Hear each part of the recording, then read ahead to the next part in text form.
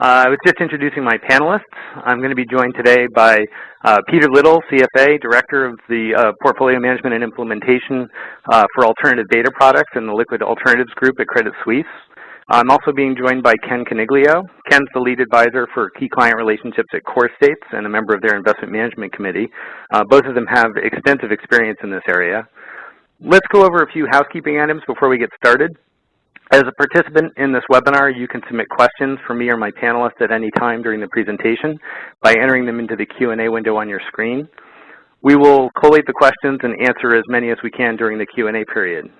A replay of this presentation and a copy of the slides will be available at IndexUniverse.com within a few days, probably by Thursday.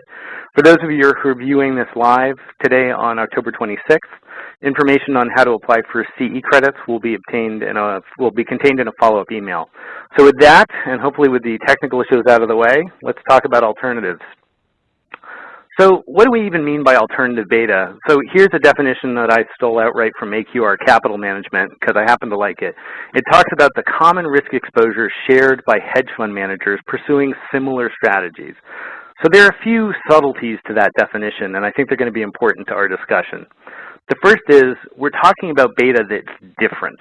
It means you have to have a reasonable expectation that the thing you're investing in is going to zig when all of your other opportunities are going to zag.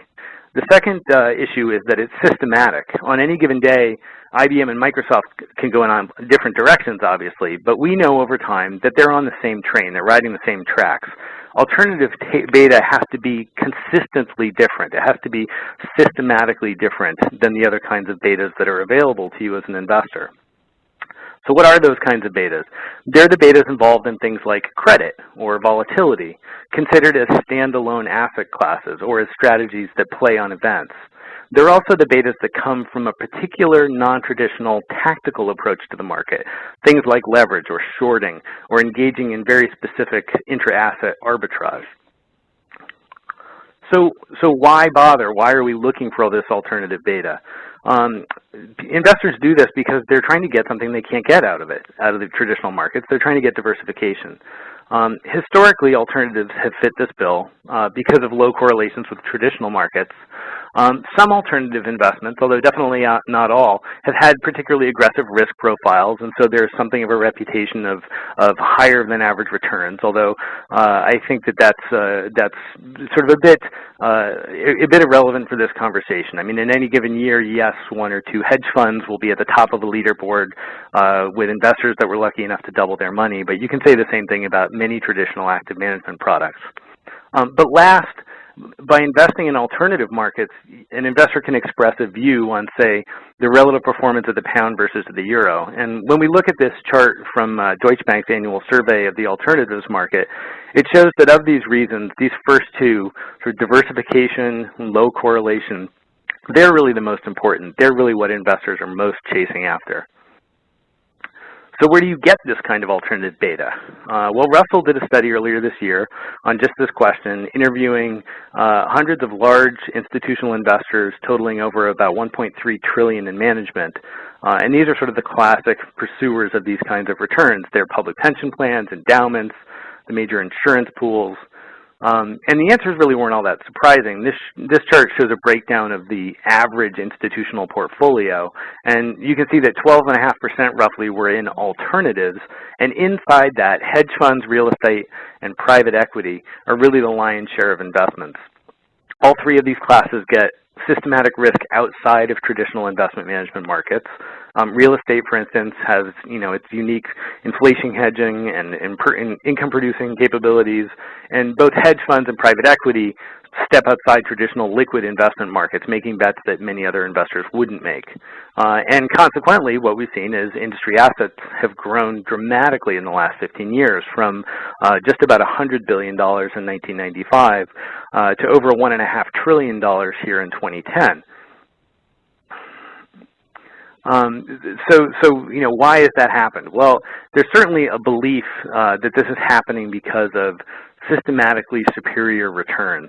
And it's easy to understand that. I mean, here's a sample chart of a handful of hedge fund indexes, not replication indexes, versus the S&P 500 during the so-called lost decade that most of us were investing in.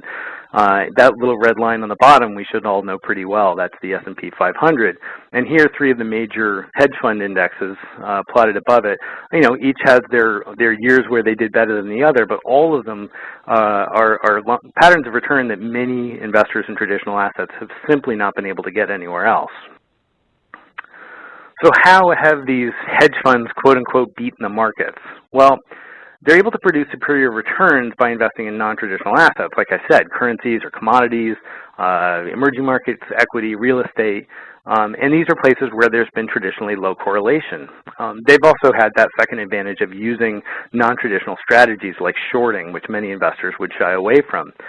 But I think it's important to point out early that there's a bewildering array of choices in hedge fund land. It is really like walking in and seeing so many different flavors of ice cream. And this list here is just a handful, maybe a third of the strategies tracked by the firm Hedge Fund Research. And in a way, each one of these strategies is its own asset class, using its own techniques, taking its own set of risks, and the performance differentials can be huge in between these. And we'll look at some of those a little bit later. In 2009, for instance, the best performing broad market category of hedge funds was the so-called activist index category, which tracks hedge funds that have a stated policy, sort of a Berkshire Hathaway type policy of getting board seats in influencing company directions.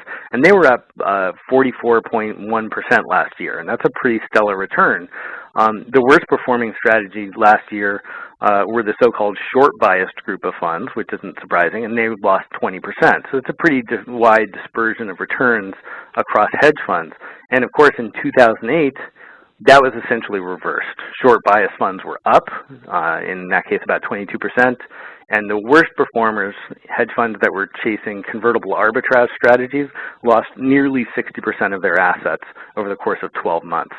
So just like we wouldn't think of any of a given stock being like any other given stock, and we would look deeply at its core strategy and its core business, it's best to think about hedge funds not as a monolithic asset like gold, but really as a whole nother set of asset classes to be pursued and looked at and examined and evaluated for portfolio fit.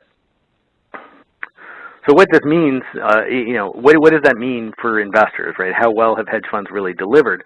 This is the unfortunately simple chart that doesn't look at all those different flavors of ice cream, and this is just the average hedge fund annual return. And it looks from a chart like this that hedge funds have just been the best investment ever, right? With the exception of 2008, where nobody did happy, these kinds of charts, which I think you find increasingly in popular investment management journals, I think belie the reality. Because you have to figure out whether you're going to bet on that magic horse, the one that's out there at the top. Are you going to get Secretariat, or are you going to get Mr. Ed? Yes, some hedge funds do have amazing track records, but more than any part of the investment management industry, traditional hedge funds can be kind of a churn and burn operation. If a given fund simply is in the tank, the investment manager has really no motivation to do anything but shut it down and try again. And in the post-dot-com era, you can see in this chart the number of hedge funds both exploding and imploding in the course of, in a matter of a few years. In 2008 and 2009, you can see we've had thousands of hedge funds close. And that's, I think, a core issue here because it introduces this issue of survivor bias pretty strongly. So let's talk about some of the things that are wrong with hedge funds. What are the big problems? Well, here's what I see as the core issues with the traditional hedge fund market.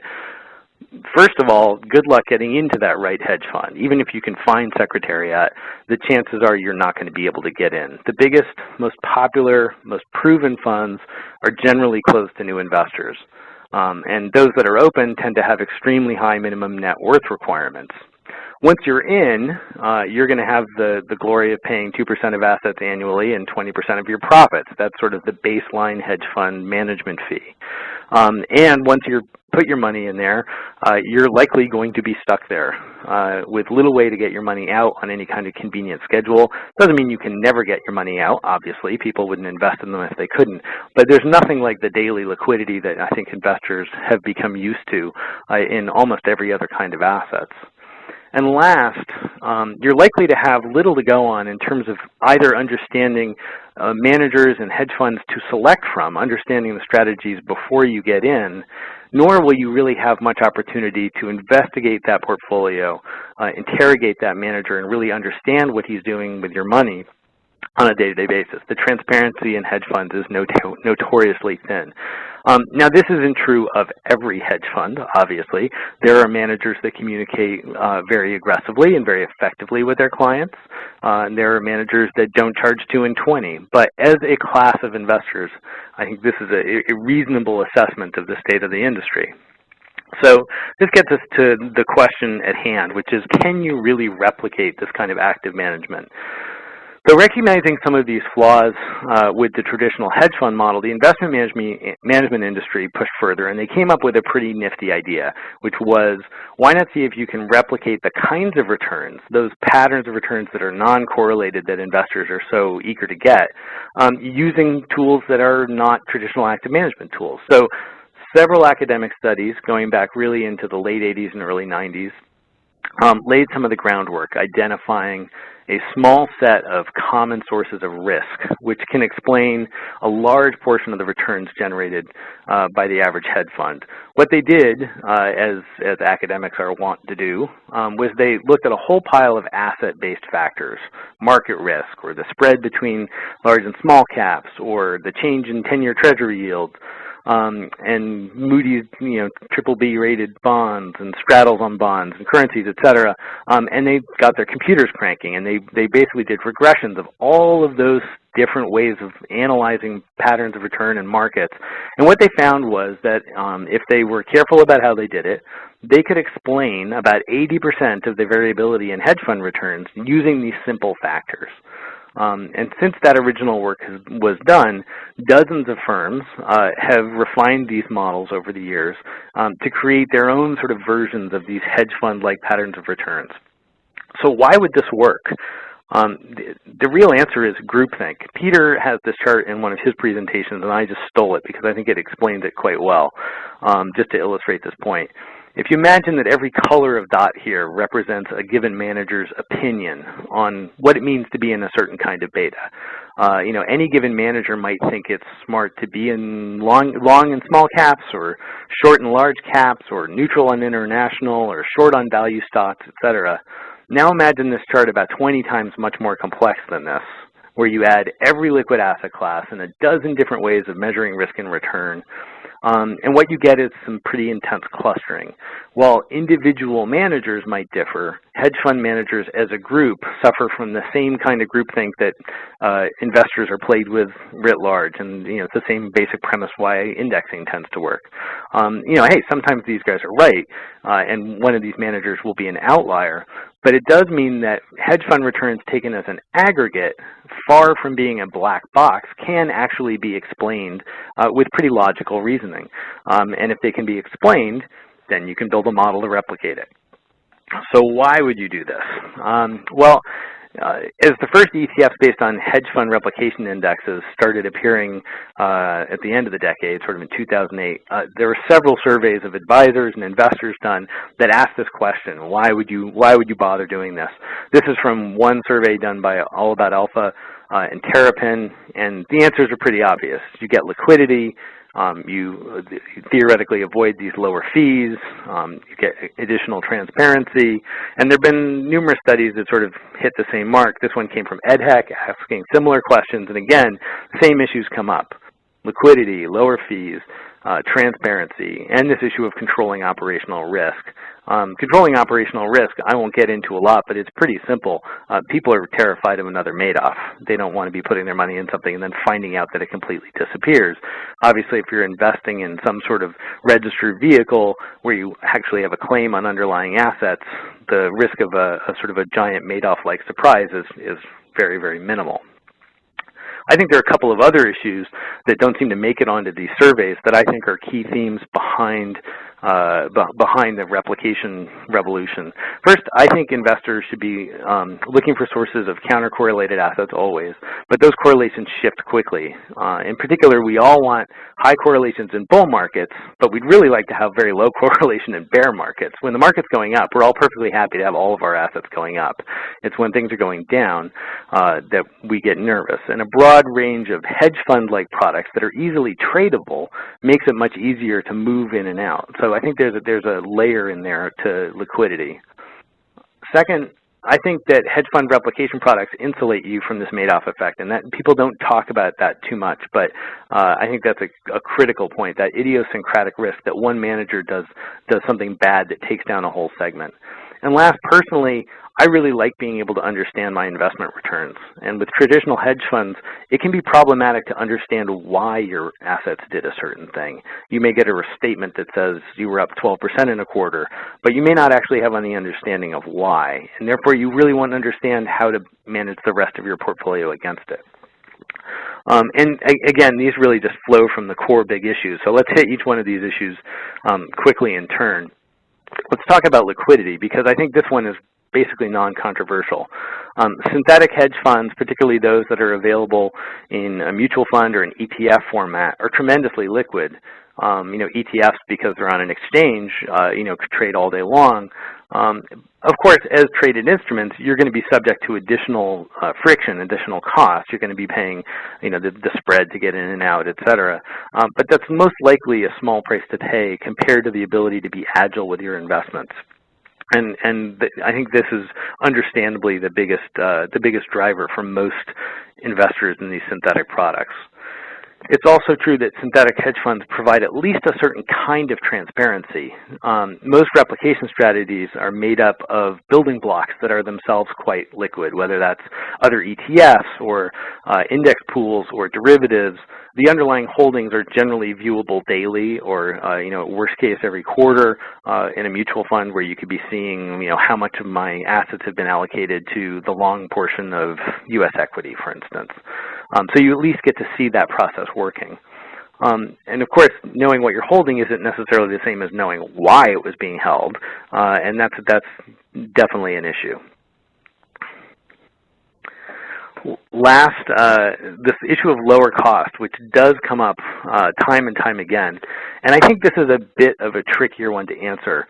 It's true that if you buy a fund, an ETF, say, that's claiming to replicate a synthetic hedge fund, you're not going to be paying 2 and 20. You're not going to be paying 2% of assets and 20% of profits. You're going to be paying 50 basis points or 1% or maybe 2% on the far outside of an actively managed mutual fund product, but really you're going to be paying probably under 1%. But the sticky wicket here is that the indexes that these strategies have been designed to match or to try to replicate are themselves indexes based on net performance from hedge funds. So in a sense, you're almost paying twice. You're paying to track an index which has itself embedded its own cost expectations about hedge fund management. So while it is true that the absolute cost of your investment may be lower in terms of the product you're investing in, it's not quite the same to say that you're getting hedge fund returns for a cheaper price, because what you're getting is net hedge fund returns. And that's a distinction I think many people don't get. So let's talk a little bit about how these things actually work. What makes a synthetic hedge fund or a hedge fund replication index? How do you go from the sort of ivory tower science into actual reality? So, and what are these things? So the most prevalent ones are based on the kinds of factor models that I discussed earlier. Essentially, a given strategy, say merger arbitrage or global macro, is run through an analytical process to derive a small number of factors that have strong explanatory power, something in the range of 5 to 15.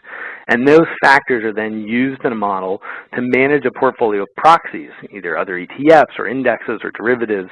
And so, a simple factor might be something like, if the consumer price index is rising at X rate, put Y allocation into commodities. The second type of products out there are really trade replication models, and these are kind of bottom-up focused expert systems that create rules that try to imitate the trading strategies of actual hedge funds in the designated category. For example, a merger arbitrage strategy might use a simple set of rules to select companies likely to be acquired. Many, if not most, hedge fund replication products use some combination of these two techniques. It's important to understand that they go beyond simply saying, aha, I can see changes in interest rates drive these kinds of hedge funds. They actually turn that insight into something investable by saying, perhaps, aha, I can use this high duration fixed income ETF to capture the changes in the interest rates that we're putting in the model. So instead of just an explanatory model, you end up with an actual investable strategy. That sounds great, but for all the talk, we're kind of really at the beginning of this alternative beta revolution. There have been institutional products that have provided liquidity for most of a decade now. They're really only just starting to emerge retail products that claim to provide true alternative beta in a form that the average retail investor or the average smaller advisor could trade, like an ETF or a mutual fund. So let's talk about whether or not these things work. The early evidence, I would say, is mixed but promising. A few years ago, Man Investments did a pretty detailed survey of the hedge fund replication strategies that were out then, and they found that, yes, for the most part, the investable vehicles both successfully tracked their indexes, and that those indexes did have good explanatory power for some core hedge fund styles like merger arbitrage and long-short equity. They didn't work for every case, but they did have cases where they worked quite well. But I think there's some caveats. They really represented this one big weakness here, which is figuring out which hedge fund index to use. Now, going back to that Man piece that I mentioned, it found poorer results in terms of replicating, say, fixed income strategies or risk arbitrage strategies.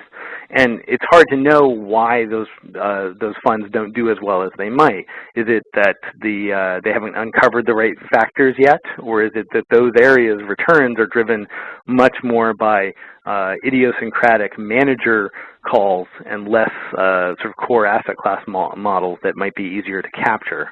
So it's definitely not the case that these things work for everybody.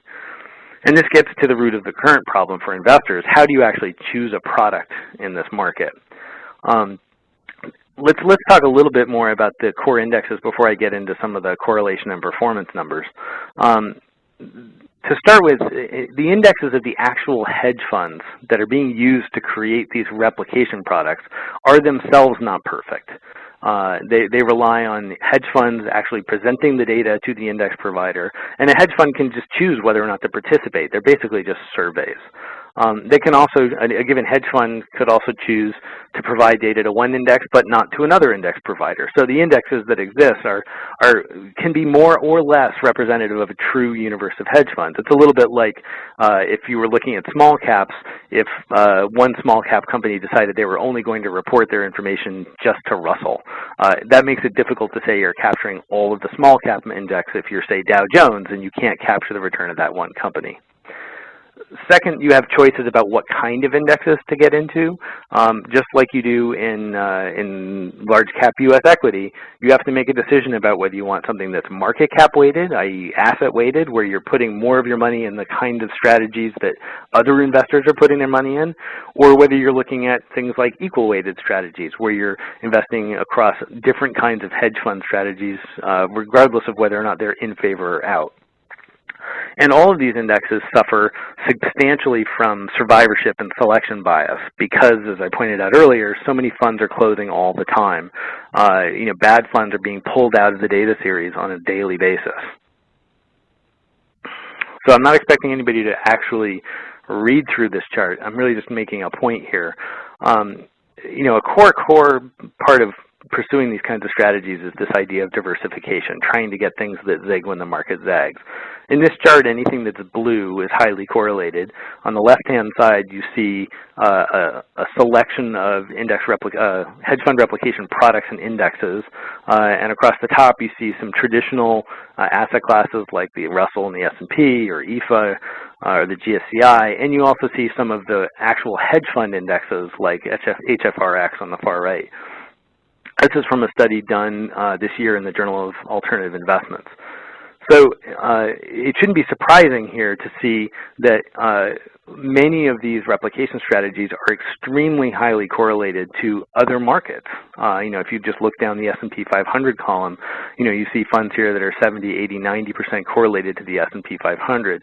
And you'll see, and I'll show you a few more like this that point this issue out. This shouldn't be a giant surprise, right? These products are comprised of liquid, tradable products themselves, and so you would expect them to be highly correlated. Since I can't leave well enough alone, I reran the same funds in this study, both for the last 2 years and the last 10 years, just to confirm it for myself. And I'm not picking on any individual product here. I'm just making a point. If you look at that right-hand S&P 500 column, there's a whole lot of correlation going on between these kinds of products. This looks at the same pattern of returns, but looking at weekly returns over the last 10 years. And again, very high correlations to the S&P 500, and in some cases, higher correlations to the S&P 500 than to the hedge fund universe itself. Now, to be fair, some of these strategies are explicitly beta 1 U.S. equity strategies, so you would expect very high correlation to the S&P 500, but that's not the case for all of them. Still, in general, synthetic hedge fund products have done fairly well, certainly in comparison to the bath that's been taken by good old equity investors for the last 3 years. That line at the bottom of the chart here should be familiar to everyone. That's the S&P 500 since the beginning of 2008. And I've just got a collection of sort of the best and worst of the hedge fund replication strategies marked against it. Not every one of them, obviously, has beaten the S&P 500, but it is pretty easy to see, even without running any fancy numbers on it, that hedge fund replication strategies have, in general, provided better returns and lower volatility during this 3-year period, which has been fairly tumultuous. Of course, these represent a whole range of strategies at work here, and we're comparing it to a single asset class. Many of these strategies are going long and short. Many of them are investing in fixed income as well. So there should be no surprise there. But the point is, there is a reason to pay attention to these products because they are at least providing a different kind of return than you're getting in the market. There's one last unspoken issue here before I turn it over to my panelists, and I think that's the issue of alpha. For many investors, I think particularly large institutions, the decision to invest in a hedge fund is more than just an asset allocation decision. It's not like saying we're going to put another 5% in commodities or another 5% in bonds. It's quite often a very specific call on a specific manager, and you're expecting that manager to outperform. Now, that doesn't mean that many hedge funds don't have rigorous investment processes, but most of them are still, by any definition, actively managed, relying on manager skill and insight for a large portion of their expected returns. After all, if you weren't planning on getting alpha out of a manager, you probably wouldn't hand him your money and pay him 2% and 20% of the profits. So in a sense, hedge fund replication products are crowbarring their way into an arena that is largely seen as an alpha arena historically. And so this very idea that there is a beta underneath these products can be unique and is a little bit different. And I think we'll get to that in some of our discussion here. But all that said, I think that the area of alternative beta remains one of the more interesting parts of academic finance and one of the more interesting areas for product development that we've seen over the last few years. I do think there is an opportunity to get truly alternative patterns of returns with high liquidity, with high transparency, and I think very importantly with little single manager blow-up risk. So I think that's the long and the short of it, if you'll pardon the pun. There's a mixed bag. Some of these products are clearly providing value added, some of them may not. And unfortunately, there's no shortcut to doing your homework. Hedge fund replication products are not an asset class. There are a whole range of tactics and strategies, each one of which, just like an active manager, needs to be evaluated carefully and on its own merits. With that, I'd like to turn it back to my panel. Let me see if I can unmute them here, and we'll open it up for discussion.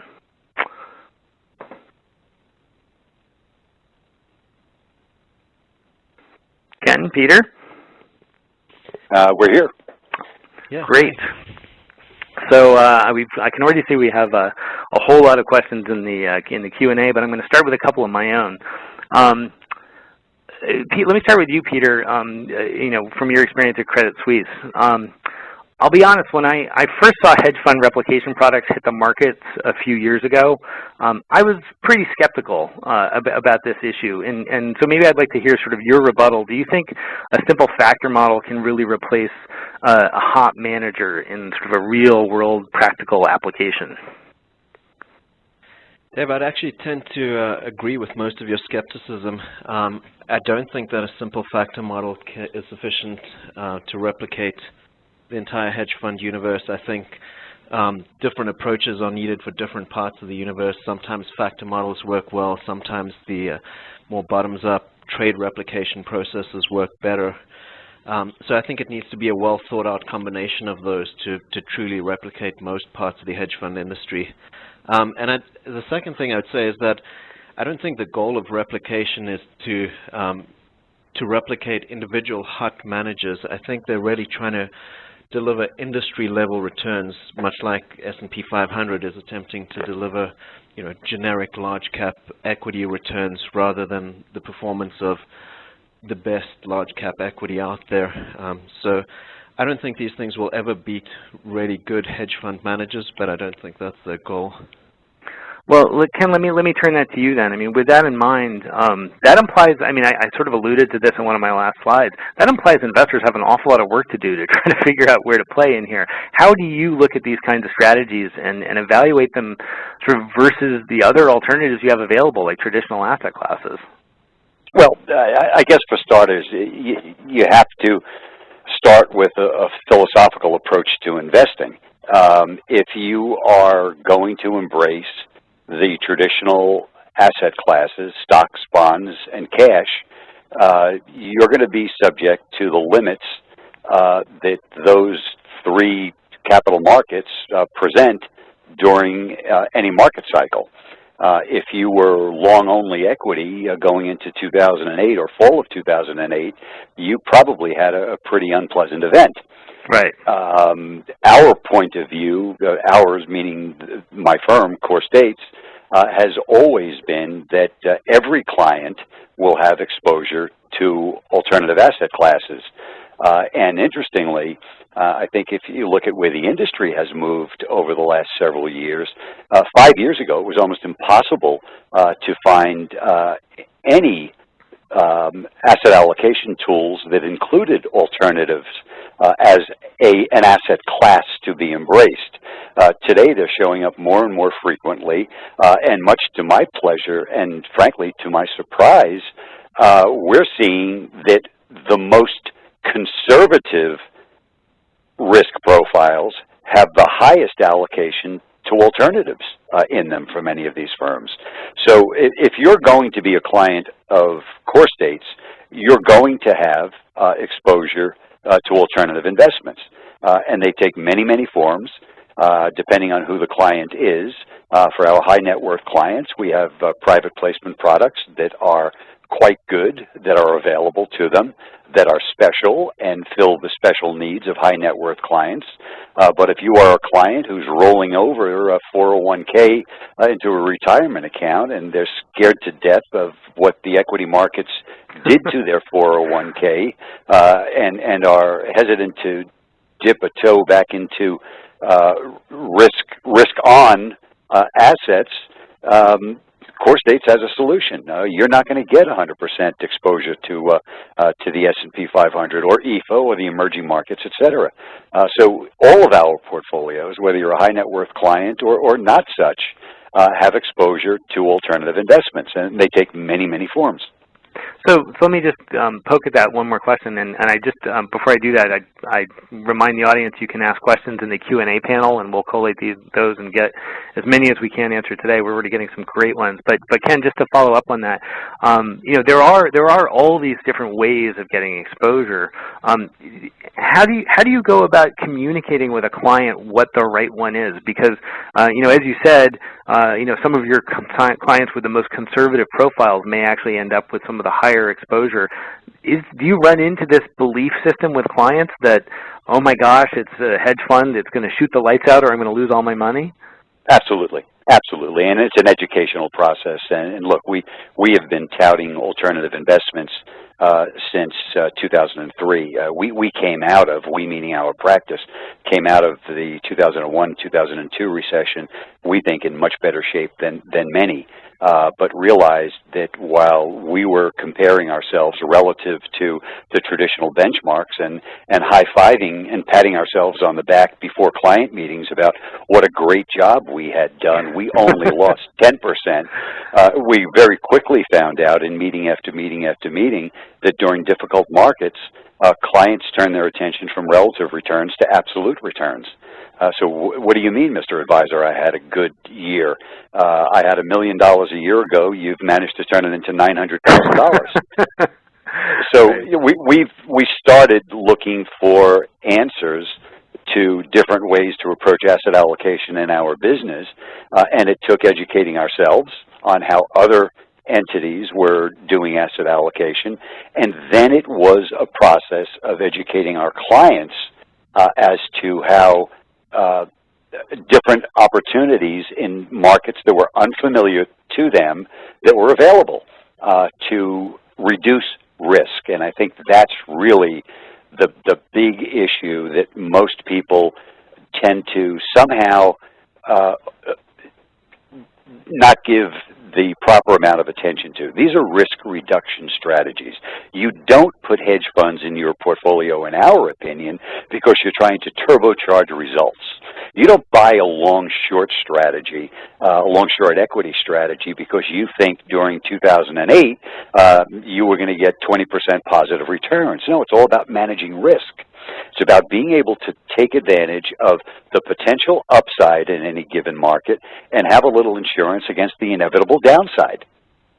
So it's really education. And frankly, without being too long-winded, the scope of the conversations that we had with our clients during fall of 2008 and early spring of 2009 wasn't so much talking them off the window ledge, so to speak. It was reminding them what they owned and why they weren't participating to the levels that they were hearing and seeing everywhere that they went during that period. You couldn't turn on a TV or pick up a newspaper without hearing gloom and doom.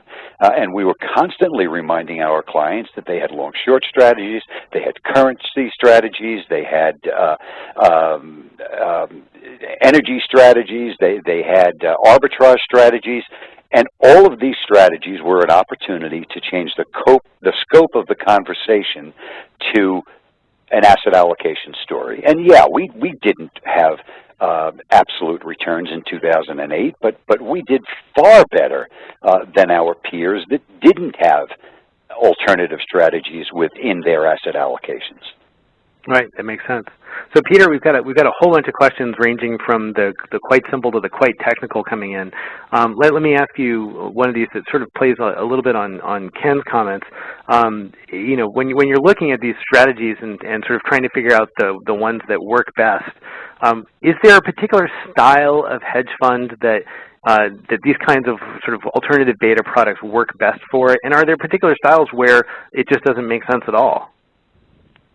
Yeah, I think definitely some of the strategies lend themselves more to different types of methodologies. I think the more directional strategies tend to be better suited to the factor-based replication, while some of the relative value strategies tend to lend themselves to being better replicated via some sort of bottoms-up mechanical replication process. I think strategies that fall in the middle of that can be tricky. I think, for example, strategies like convertible arbitrage, where the underlying instruments are themselves extremely illiquid, it's difficult to manufacture liquidity in that space. So if you're trying to create a replication product which goal is to deliver liquidity to investors, you're obviously excluding the possibility of using any illiquid assets in that replication process. Right. So some of those strategies become more tricky from that perspective. You know, some of those strategies, at least at CS, we've tried to be a little bit creative about that.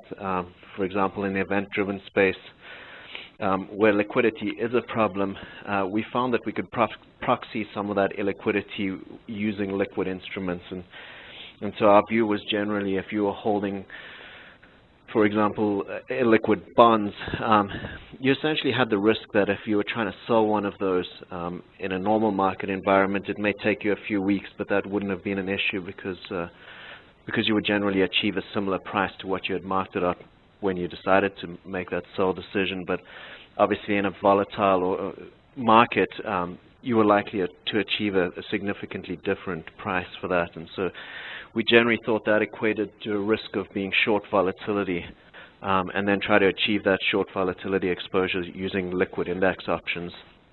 So there was creative ways around some of the problems, but there were certainly areas where, you know, the lack of liquidity was too much of a hurdle.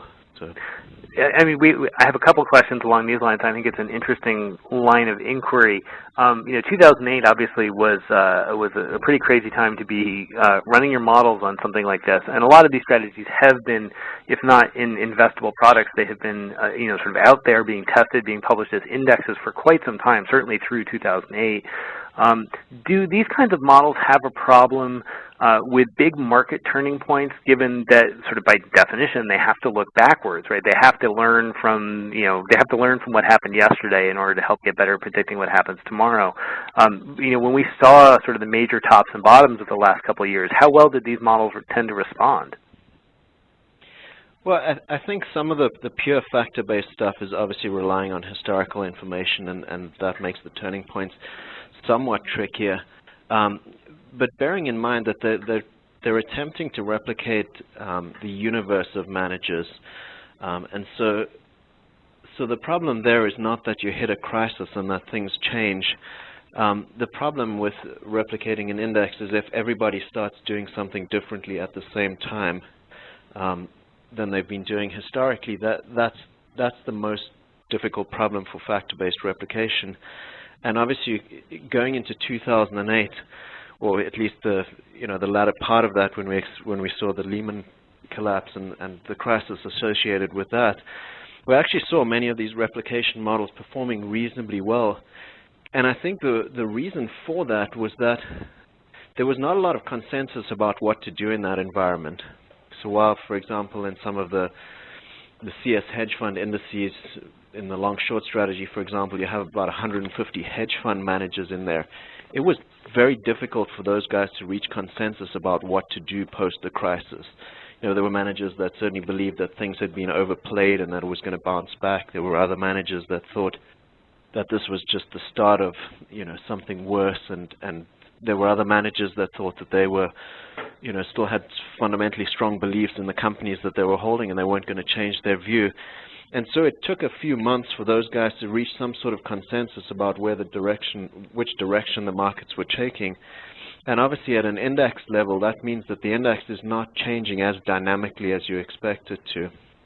Now I think what they did well, you kind of alluded to high correlations being problematic. And you had mentioned earlier in your presentation that nobody cares about correlations when things are going up. Everybody wants high correlation.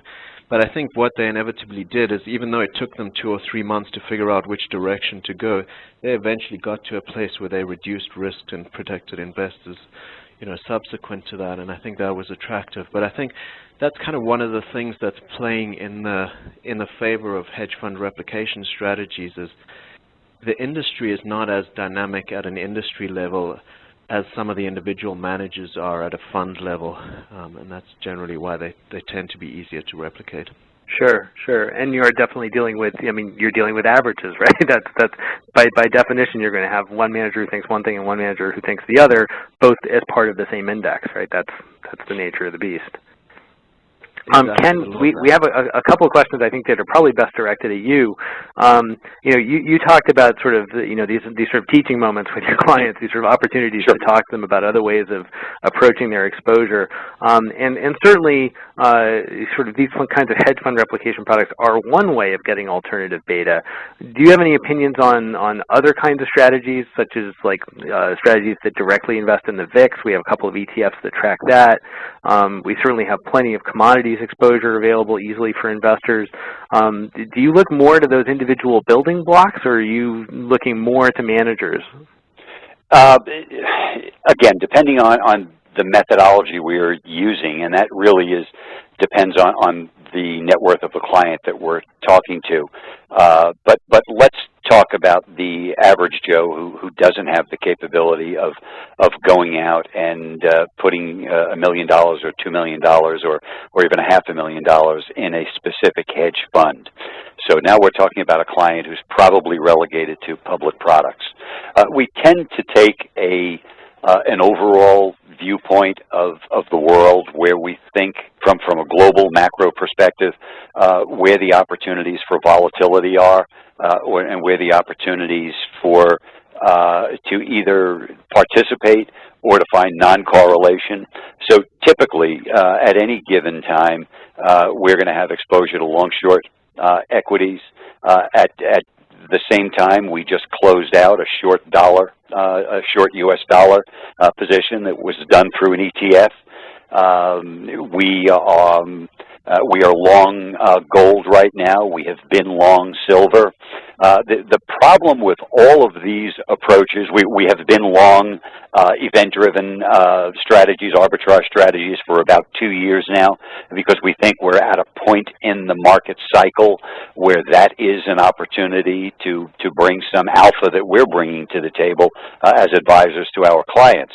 But the point is, many of the public products that are out there necessitate the advisor, me, making a decision on what degree of insurance I want to have in a client portfolio.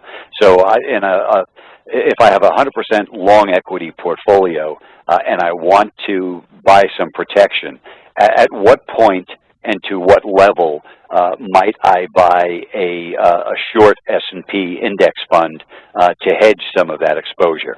Well, that's a value decision that I have to make, that has to be timed properly, that has to be executed at the right price, and basically stems from my limited knowledge as an economist and my hope that my view from 50,000 feet isn't too clouded. And God knows what's going to happen when Dubai goes, defaults, or the Chinese increase interest rates, or whatever generates market movement today.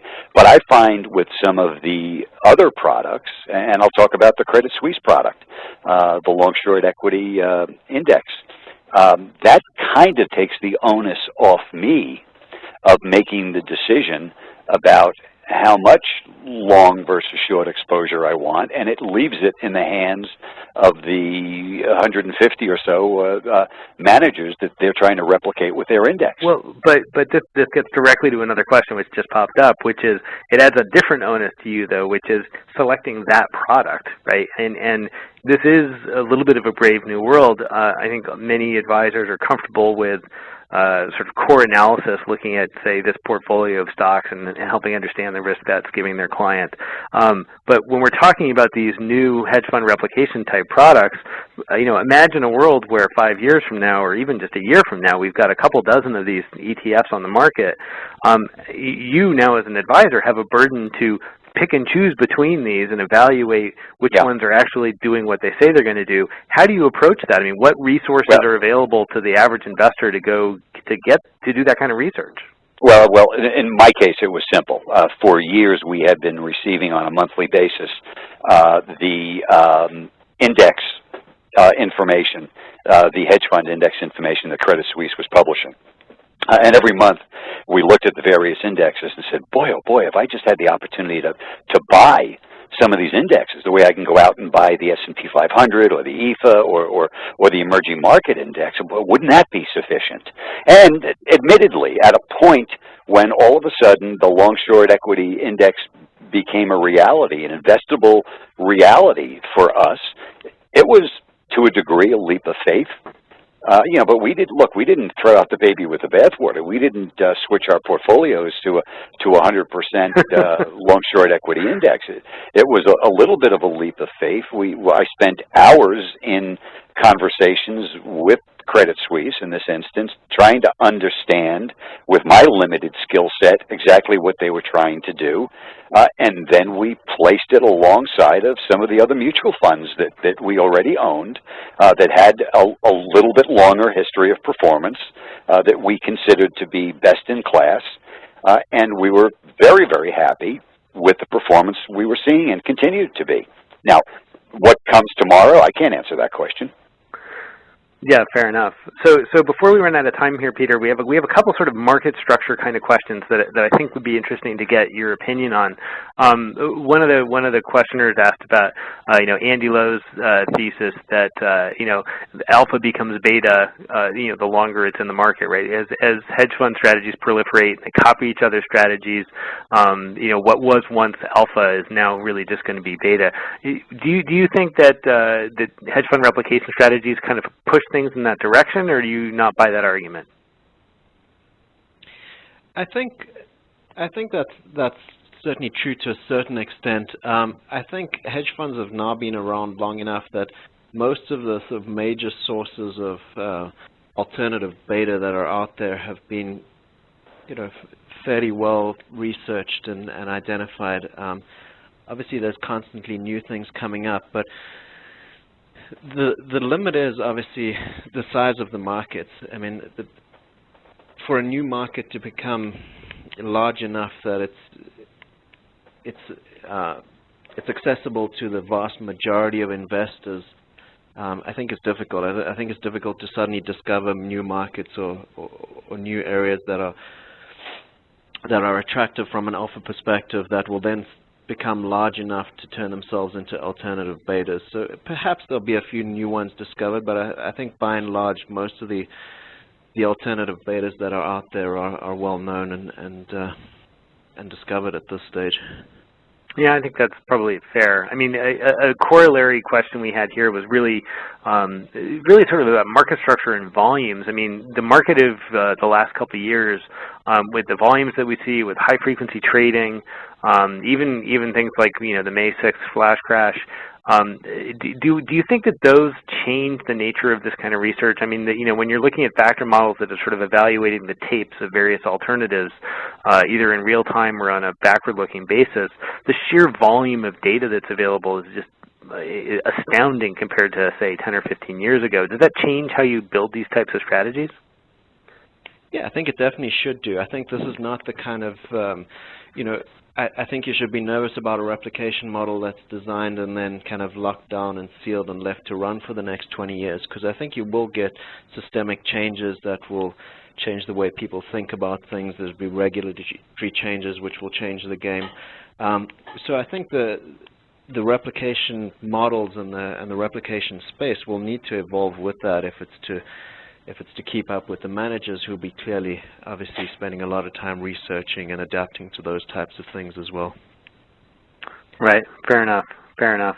Let me toss another one back to Ken. We've had a whole bunch of people ask sort of an unanswerable question, but I'm going to ask it anyway, which is when you're looking at these kinds of alternative strategies and you're looking at, say, an average investor, an average client, which is, I know, hard because there is no such thing as a truly average client, but, you're talking about your middle net worth 50-year-old couple, looking for its retirement. I mean, I'd sort of consider that a bread and butter of most advisory practices. What kind of allocations are you looking to non-traditional assets? Maybe not just hedge funds, but to commodities or these other kinds of products. I mean, are we looking at the kind of 12 and 13% allocations that I put up on the board from Harvard, or are you looking at much bigger allocations? Actually, we're looking at larger allocations. For the average client, probably in the 20 to 25% range of what we call non-traditional assets.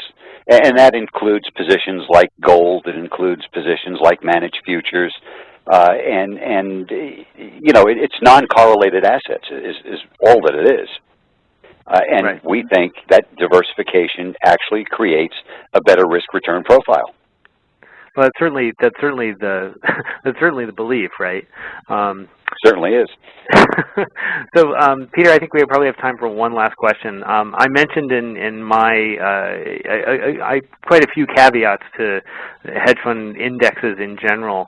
You know, and obviously you're not only on the replication side, but you're also well known for tracking the actual hedge funds themselves. How do you deal with this issue of survivor bias? The fact that you know, a strategy that has a really bad, you know, underperforming year may simply get shut down and then reopened with a different name.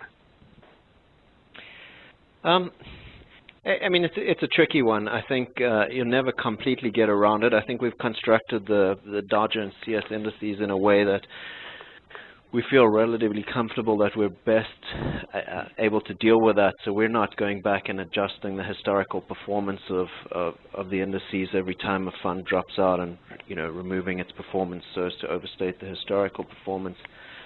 So I think we do little things like that. But I think on some level, when you're doing statistical sampling, which is what you're doing when you're creating an index, you're going to run into these problems.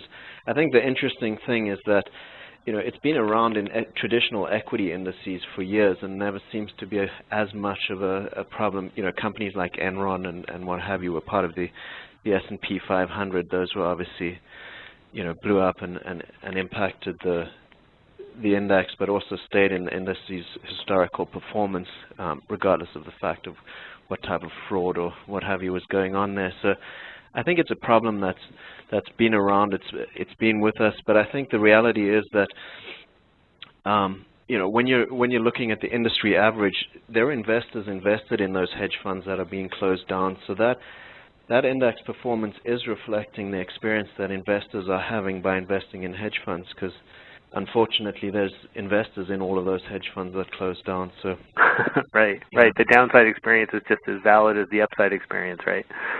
Yeah, exactly. So I think it's, you know, there is survivorship bias. I think it's just the nature of the industry. So if you're wanting to participate in industry performance, you're kind of exposing yourself to that as well. Right. I'm afraid that wraps it up for today. We're completely out of time. I apologize. We lost a minute or two there in the beginning. I'd like to thank both Peter and Ken for joining us today. Thanks, guys. This was a lot of fun. You're welcome. Thanks for having us. I'd like to thank Credit Suisse for sponsoring the session, and all three of us are available by email if you have any questions. Our email addresses are right up here on the screen. In particular, people are looking for some of the research behind the slides, various studies and such. I'd be happy to send those to you. If you have signed up for CFP or CIMA credits, we'll be following up in email with that information. I hope you found this interesting and perhaps helpful, and I hope you'll join us for a future installment in the IndexUniverse.com webinar series. Thanks very much. Have a great afternoon.